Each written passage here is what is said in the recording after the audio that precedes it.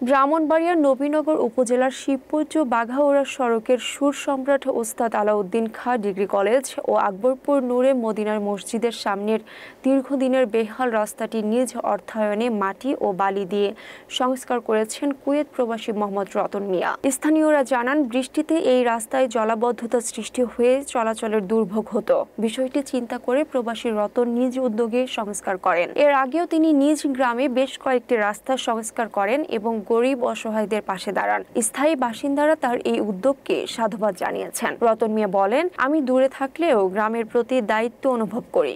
ভবিষ্যতেও জনকল্যাণমূলক কাজে থাকতে চাই। তিনি শিবপুর ইউনিয়নের ২ নং ওয়ার্ডের জনগণের সেবা করার ইচ্ছা প্রকাশ করে সবার দোয়া কামনা করেছেন। এই রাস্তাটা দীর্ঘদিন যাবৎ বেহাল অবস্থায় ছিল। এটা সুর সম্রাট আলাউদ্দিন খাঁ ডিগ্রি কলেজের সামনে দিয়া রাস্তাটা এবং আমাদের বাড়ির সামনে দিয়া রাস্তাটা। এই রাস্তা দিয়া স্কুল কলেজের সকল ছাত্রছাত্রী আসা যাওয়া করে এবং খুব দুরবস্থার মধ্যে পতিত হয় এবং পাবলিকরা যারা এবং আমরা যারা বাসা বাড়িতে আসি চলার জন্য দারুণ অসুবিধা হয়।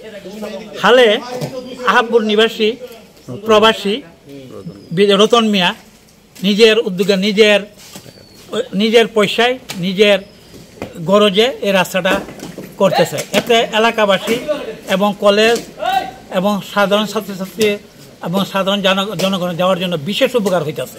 এই রাস্তা দিয়ে অনেকদিন যাবৎ আমরা অনেক কষ্ট করতেছি, বুঝছেন।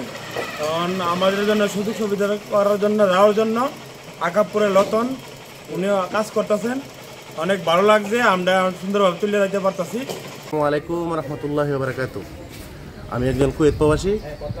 আমি আসলে দেশে আসছি, আসার পরে শিবপুর বাজার যাই, কিন্তু কোনো গাড়ি হয় না আসার জন্য। আর বিশেষ করে কলেজটা সামনে অনেক ছাত্রছাত্রী যাওয়া অনেক কষ্ট হয়। এরপরে আকাবপুরবাসীর পক্ষ থেকে, আমাদের ২ নংবাসীর পক্ষ থেকে ইনশাল্লাহ আমি দোয়ার প্রার্থী। আর আমি সব সময় সবাই কাজ করতে পারি, এই দোয়া ইনশাল্লাহ।